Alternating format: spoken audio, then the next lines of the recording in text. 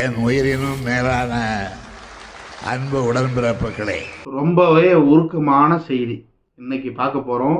ராம்கிட்ரிக் நேயர்களுக்கு வணக்கம்.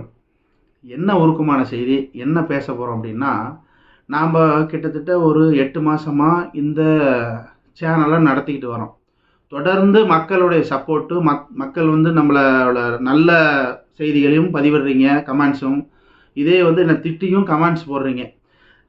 நிறைய பேருக்கு முரண் இருக்கும் இல்லையா? இப்போ நான் ஒரு சித்தாந்தத்தை கொண்டு வந்திருப்பேன், எனக்கு அது பிடிச்சிருக்கும், உங்களுக்கு அது பிடிக்காமலும் இருக்கும். பிடிக்காமல் இருக்கிறவங்க திட்டுவீங்க, பிடிச்சவங்க பாராட்டுறீங்க, ரொம்ப சந்தோஷம். நான் எதை குறித்து ரொம்ப பேசிட்டு வரேன் அப்படின்னா, திமுக ஆதரவு மற்றும் பாஜக, நாம் தமிழர் கட்சி, அதிமுக இது எல்லாத்தையும் எதுக்கிற மாதிரியான ஒரு பதிவுகளை தான் தொடர்ந்து பதிவிட்டுட்டு வரேன். ஏன் அந்த மாதிரி? இப்போ நீங்கள் திமுக இருக்கிறீங்களா அப்படின்னா, நான் கட்சியோடைய அடிப்படை உறுப்பினர் கூட கிடையாது. நான் அப்படி இருந்தும் ஏன் பேசுகிறேன் அப்படின்னா, இன்றைய சூழல் அந்த மாதிரி.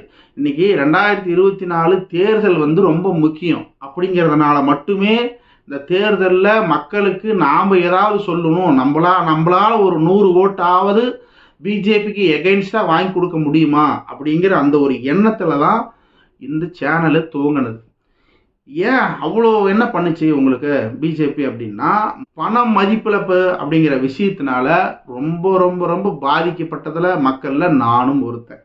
என்ன ஏதுன்னு என்னுடைய பர்சனல் விஷயங்களை சொல்கிறதுக்கு பதிலாக நாட்டு நடப்பு பாருங்கள். இன்னைக்கு ஜெய் ஸ்ரீராம்னு சொல்லிக்கிட்டு ஒரு பெண்களையும் தலித்துகளையும் அடித்து அவங்கள வன்புணர்வு செஞ்சு அவங்கள கொன்று, இது எல்லாமே வலைதளங்களில் பார்க்க முடியுது. ஆதாரம் இருக்கா அவங்கக்கிட்ட அப்படின்னா நிறைய ஆதாரங்கள் இருக்குது. எல்லாமே ட்விட்டர்லேயும் ஃபேஸ்புக்லேயும் குமிஞ்சு போய் கிடக்குது வீடியோ. அதுவும் இப்போ இருக்கிற காங்கிரஸ் அரசாங்கம் இந்த வீடியோக்கள் எல்லாத்தையும் இந்த எலெக்ஷன் டைமில் வெளிவிட்டுட்டே இருக்கிறாங்க. நீங்கள் வேணால் போய் பார்க்கலாம்.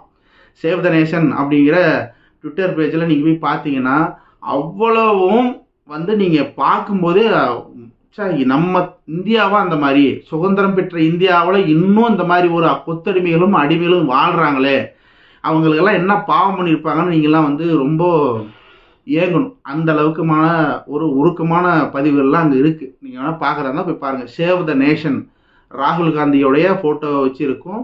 சேவ் த நேஷன்ற ட்விட்டர் பேஜில் போய் பாருங்கள். பாஜகவுக்கு ஓட்டு போட்டு என்ன ஆக போகுது? ஒன்றும் ஆக போகிறதில்ல.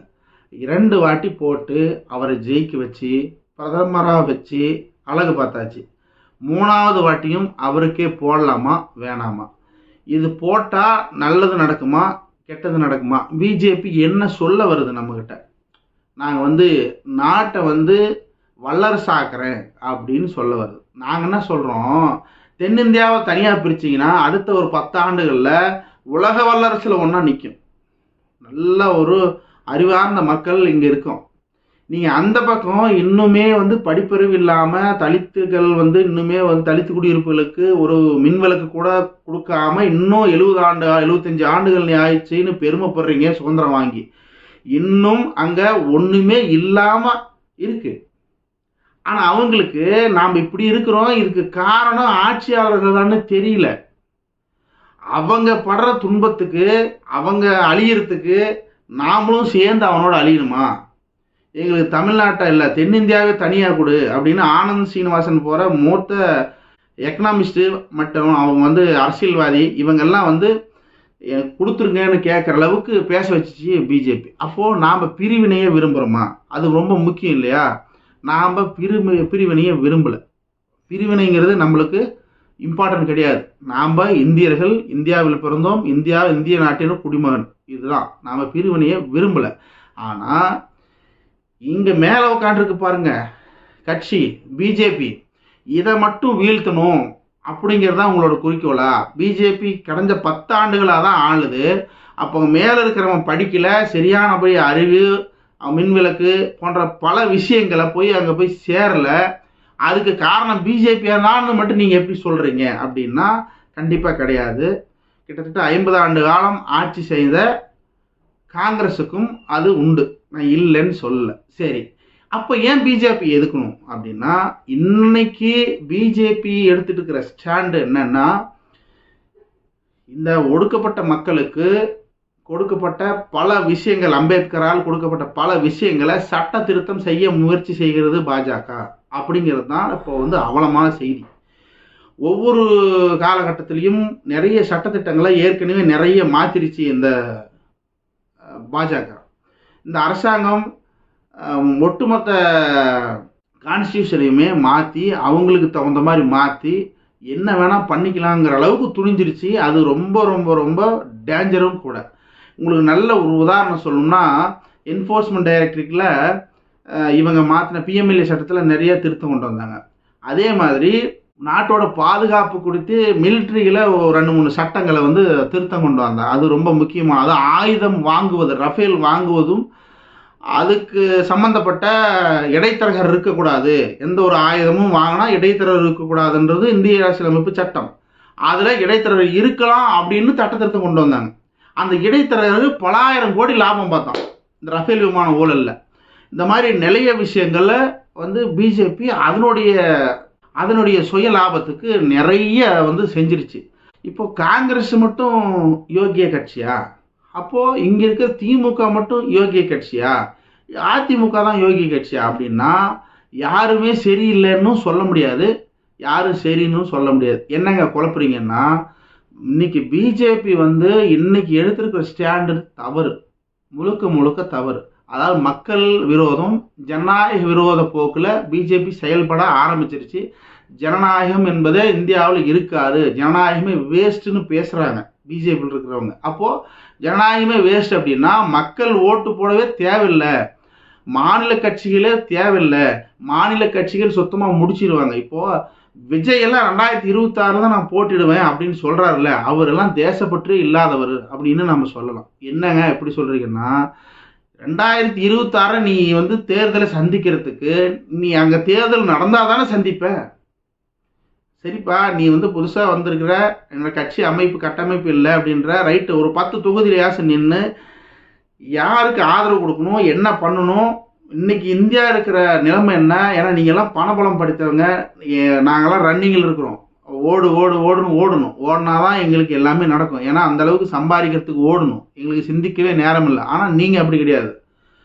ஏற்கனவே பணபலம் படித்தவங்க, உங்களுக்கு நிறைய விஷயங்களை சொல்லி கொடுக்கறதுக்கு, கற்றுக்கிறதுக்கு, தெரிஞ்சுக்கிறதுக்கு, மக்களுக்கு உங்களுக்கு கொடுத்த மக்களுக்கு நீங்கள் நல்லது செய்யணும்னா இன்னைக்கு யாருக்கு ஓட்டு போட்ட நியாயம் அப்படிங்கிறது விஜய் எல்லாம் வெளியே வந்து சொல்லணும். ஆனால் அவர் சொல்ல மாட்டேங்கிறாரு. ஏன் சொன்னால் நம்ம மேலேயும் இடி வரும், நம்ம மேலேயும் வந்து இன்கம் டேக்ஸ் ரைடு வரும், இதெல்லாம் எவன் தாங்கிறது? அப்போ செல்ஃபிஷ்னஸ் அதிகமா அப்படின்லாம் நம்மளுக்கு தோணுது. வெளியே வந்து சொல்லணும்ல, பிஜேபி மக்கள் விரோதமாக செயல்படுது, ஜனநாயக விரோதமாக செயல்படுதுலாம் சொல்லணும்ல. அப்போ தான் நீ 2026 நீ இங்கே சிஎம் ஆக முடியும். உன்னுடைய கனவு அது தானே. புதுசாக ஒவ்வொரு கட்சிக்காரங்க ஆரம்பிக்கிறதும் இதே கனவோடு தான் வந்து விஜயகாந்தும் ஆரம்பித்தார். அப்போ அவர் வந்து போய் சேர்ந்த இடமும் அவர் கூட இருந்த இடமும் சரியில்லாத போனதுனால இன்னைக்கு கட்சி வந்து முடக்கிற கண்டிஷனில் இருக்குது. மறுபடியும் பிரேமலதா எந்த தவறு செய்யக்கூடாதோ அதே தவறு, மனித குலத்திற்கே எதிரி பிஜேபி, மனித குலத்திற்கு மாபெரும் எதிரி அப்படின்னு தெரிஞ்சியும் அவங்கெல்லாம் போய் பிஜேபியில் சேர்ந்துருக்குறாங்க அப்படின்னா உண்மையிலேயே வந்து பிஜேபியோட கூட்டணி வைக்கிற பாமகலாம் வந்து உண்மையிலேயே நம்ம என்ன சொல்கிறதுனே தெரியல. பாட்டாளி மக்கள் கட்சி அந்த கட்சியோட பேருக்கே வந்து அருகதை இல்லாத போயிடுச்சு. உழைக்கும் வர்க்கம், உழைப்பவர்கள் எனக்கு பின்னாடி நில்லுங்க, நான் உங்களுக்கு நீதி நியாயம் பெற்றுத்தரேன்னு வந்த பாமக இன்னைக்கு அவங்களுடைய சூட்கேஸுக்காக பிஜேபி பக்கம் சாஞ்சதுன்றது ரொம்பவுமே வருத்தம் கொடுக்கக்கூடிய ஒன்று. மக்கள் விரோதமாக ஒரு அரசாங்கம் செயல்படுது, மக்களாக இன்றைக்கி வந்து திரண்டு வந்து நிறைய ஏகப்பட்ட போராட்டங்கள் டெல்லியில் இன்றைக்கி நடக்குது அப்படின்னா அதுக்கும் நீங்கள்லாம் அதெல்லாம் பார்க்காம உங்களுடைய சுயநலத்தை மட்டுமே பார்த்து இன்றைக்கி நாம் 3% தான் ஓட்டு வங்கி வச்சுருக்கிறோம். இந்த ஓட்டு வங்கியை நாம் காட்டி நாம் எவ்வளோ பணம் சம்பாதிக்க முடியும் எலெக்ஷனில். ஏன்னா எலெக்ஷன்லாம் இவங்களுக்கெல்லாம் தீபாவளி மாதிரி, இவங்கெல்லாம் சம்பாதிக்கிறதுக்காக மட்டும்தான் எலெக்ஷன். மக்களுக்கு செய்யணும் அப்படின்ற எண்ணம் இவங்களுக்கு இல்லை அப்படிங்கிறது நல்ல தெள்ள தெளிவாக தெரியுது. அப்போது திமுக செய்யுமா அப்படின்னா, இன்னைக்கு பிஜேபியை முழு மூச்சோட எதிர்க்கிற ஒரே தெம்பு இருக்கிற ஒரே கட்சி எதுன்னா தமிழ்நாட்டில் திமுக தான். ஒட்டுமொத்த இந்தியாவிலையும் அந்த இந்தியாங்கிற கூட்டணி அமைச்சு எல்லா கட்சிகளையும் இணைச்சி இன்னைக்கு பாஜகவுக்கு ஒரு எதிர்கட்சியாக, வலுவான எதிர்கட்சியாக காங்கிரஸை மாற்றினதும், அதாவது கிங் மேக்கராக இருக்கிறதும் திமுக தான். அதனால் மட்டும்தான் நான் திமுக ஆதரவு ஸ்டாண்டு எடுக்கிறேன். இல்லைன்னா நாம் திமுக ஆதரிக்கணுன்றதும் ஒன்றும் கிடையாது. திமுக தவறு செஞ்சாலும் தவறு தான், அது ஆதரிக்கணுன்ற அவசியம் எனக்கு கிடையாது. நான் அந்த கட்சியில் கிடையாது. ஆனால் நான் திமுக தான் ஆதரிக்கிறேன். ஆனால் இங்கே எங்கள் ஏரியாவில் நான் இருக்கிற சேலம் பகுதியில் திமுக ஆதரித்து கூட நீங்கள் பேச வேண்டாம், அந்த ஆதரவே வேண்டாம், நீங்கள் பேச வேண்டாம் அப்படின்னு சொல்கிறாங்க.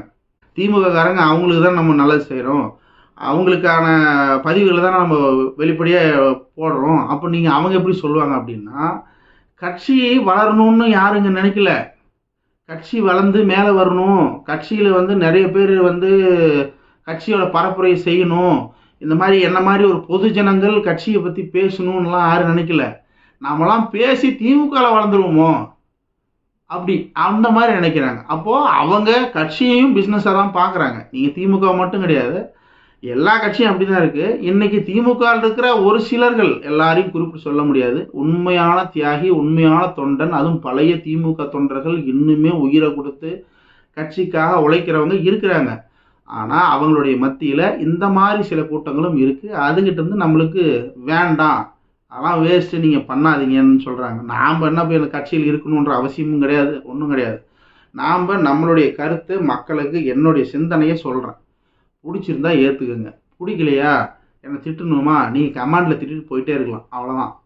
பிடிச்சிருந்தா 4 வார்த்தை நல்லதாக சொல்லுங்கள், எனக்கு இன்னும் ஊக்குவிப்பாக இருக்கும், நான் இன்னும் நல்லா செயல்படுவேன். மத்தியத்தில், அதாவது ஒன்றியத்தில் இருக்கிற கட்சிகள், மெயினான கட்சி இன்றைக்கி யாராலும் அசைத்து பார்க்க முடியாத கட்சிகள் 2 தான். ஒன்று காங்கிரஸு, ஒன்று பிஜேபி. அப்போ ஆப்ஷன் ஏ, பி தான். சிக்கு போக வாய்ப்பு இல்லை. ஏன்னா கெஜ்ரிவாலோட கட்சி இருக்குது, அந்த கட்சியும் சரியாக இன்றைக்கி கெஜ்ரிவாலையே தூக்கி உள்ள, அரவிந்த் கெஜ்ரிவாலையே தூக்கி உள்ளே வச்சுட்டாங்க. அவங்களால எப்படி இந்தியா கூட்டணியில் பயணிக்க முடியும்லாம் நம்மளுக்கு தெரியல. நான் அடுத்தடுத்து அவங்க உச்ச நீதிமன்றம், உயர் நீதிமன்றம் போயிருக்கிறாங்க. அடுத்தடுத்து அவங்க டெல்லியோட உயர் நீதிமன்றத்துக்கு இடி ஆப்போசிட்டாக இன்றைக்கி கேஸ் ஃபைல் பண்ணியிருக்காங்கன்னு ஒரு செய்தி நம்ம கேட்டோம். நல்ல விஷயந்தான். ஆனால் இவ்வளோ பெரிய நெருக்கடியான, மக்கள் நெருக்கடியான சுச்சுவேஷனில் இன்றைக்கி பிஜேபியை ஒரு எதிர்க்கக்கூடிய ஒன்றிய சக்தி எது அப்படின்னு பார்த்தா அது காங்கிரஸ் தான். அப்போது நீங்கள் காங்கிரஸையும் நிராகரிக்க முடியாது. மக்களுக்கு நல்லது நடக்குமா, மக்களுக்கு ஏதாவது நடக்குமா, இந்த ஆட்சி மாறுமா அப்படின்ற சிந்தனையோடு இருக்கிறவங்க என்னோடய யூடியூப் சேனலை கண்டிப்பாக நீங்கள் பின்தொடருவீங்க. ஏன்னா என்னுடைய பதிவுகள் பூரா அப்படி தான் இருக்கும். நீங்கள் அப்படி நினைக்கிறீங்கன்னா இன்றைக்கி காங்கிரஸ் மட்டுமே மக்களை காப்பாற்றக்கூடிய சூழலில் இருக்குது. ஒரு தாழ்த்தப்பட்ட தலித்து பெண், அவங்களுக்கு இன்னுமே தண்ணி கொடுக்க மாட்டேங்கிறாங்க. நான் ரொம்ப தூரம் பயணித்து போகிறேன், ஆனால் பக்கத்துலேயே தண்ணி இருக்குது, ஆனால் அவங்க நிலத்தில் எனக்கு தண்ணி எடுக்க விட மாட்டேங்கிறாங்க, ரொம்ப கஷ்டப்படுறோம், நாங்கள் தான் இப்படி கஷ்டப்படுறோம், எங்கள் குழந்தைங்களும் அந்த மாதிரி கஷ்டப்படுமா அப்படின்னு எங்களுக்கு ஒரு பயமாக இருக்குது அப்படின்னு ஒரு பெண்ணு ராகுல் காந்தி கிட்ட அழுகுறாங்க. நான் இப்போ கூட உள்ளே வரும்போது செருப்பு போட்டுட்டு வந்தால் யாராவது அடிப்பாங்களோ, யாராவது திட்டுவாங்களோன்னு பயந்துக்கிட்டு செருப்பு கையில் பிடிச்சிட்டு வந்திருக்கேன் அப்படின்னு காட்டுறாங்க. செருப்பை வாங்கி அந்த பொண்ணுக்கு செருப்பு போட்டு விட்டாங்க. அப்போ தான் நான் நினச்சேன், ராகுல் காந்திக்கு ஒரு சித்தாந்தம் புரிஞ்சு விட்டது. டோட்டலாக அவர் நடைப்பயணம் மேற்கொண்டார் இல்லையா, கன்னியாகுமரியிலிருந்து காஷ்மீர் வரை, இந்த பக்கம் மேகாலயா, நார்த் ஈஸ்ட்லேருந்து இந்த பக்கம் குஜராத்து, ராஜஸ்தான் வரைக்கும் போயிருக்காரு இல்லையா. இந்த நடைப்பயணம் மக்கள் என்ன நினைக்கிறாங்க, மக்களுக்கு என்ன தேவைங்கிறத அவர் புரிஞ்சுக்கிட்டார். அவருடைய கருத்துக்களும் அவருடைய நடவடிக்கையும் பார்த்து நாம் பெரியார் சிந்தனை அவர் மனதில் ஏறிடுச்சோ, இந்த கம்யூனிஸ்ட் சித்தாந்தம் அவர் மனசில் இருக்குதோ அப்படின்னு நம்ம ஆச்சரியத்தோடு பார்க்க வேண்டியது இருக்குது. ஏன்னா மக்கள் மேலே அவ்வளோ அன்பாக அவ்வளோ பற்றா இருக்கிறாரு. ஜாதி மதம் பார்க்காம நடந்துக்கிறாரு. எங்கே வேணாலும் போய் சாப்பிட்றாரு, யார் வீட்டில் வேணாலும் போய் சாப்பிட்றாரு. முதல்ல வந்து இந்த சாப்பிட்ற விஷயத்தில் தீண்டாமல் அவங்க வீட்டில் நான் எப்படி சாப்பிட்றது, அவங்க வீட்டில் நான் எப்படி தண்ணி குடிக்கிறது, இந்த விஷயம்லாம் இருக்கு.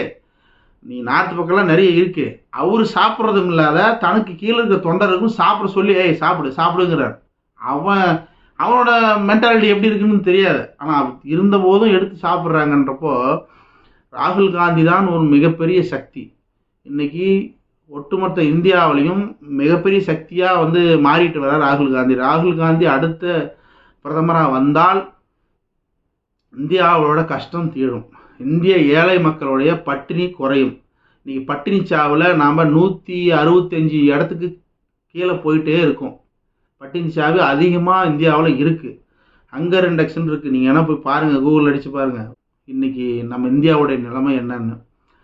சரி, நாம் 2024 தேர்தலில் சிந்தித்து செயல்படுவோம். நாம் வாழ நம்ம நாட்டை விட்டு அயல் நாட்டுக்கு அகதிகளாக இப்போ எப்படி இலங்கையில் போனாங்களோ அந்த மாதிரி போகாமல் நம்ம நாட்டிலே நாம் இருந்து வாழணும். அப்படின்னா ஒரே வழி காங்கிரஸை மேலே கொண்டு வர்றது மட்டும்தான், வேறு வழியே கிடையாது. அதற்கான அடிப்படை நம்ம என்ன பண்ணணும்னா, காங்கிரஸும் அந்த இந்தியா கூட்டணி எங்கெங்கே இருக்குதோ அந்த கூட்டணிகளுக்கெல்லாம் ஆதரவு தெரிவிக்கணும். அவ்வளோதான், வேறு ஒன்றும் கிடையாது. ஸோ மக்களே சிந்திங்க, நிதானமாக யோசிங்க. 2014 சிலிண்டர் எவ்வளோ இருந்துச்சு, இப்போ எவ்வளோ இருக்குது. 2014 பெட்ரோல் எவ்வளோ இருந்துச்சு, இப்போ எவ்வளோ இருக்குது. இந்த 10 வருஷத்தில் எந்த அளவுக்கு இருக்குது, கிராஜுவலாக ஏறும். ஏறாமல் இருக்காதுன்னு நான் சொல்லலை, ஏறும். ஆனால் அளவுக்கு அதிகமாக இருக்குது.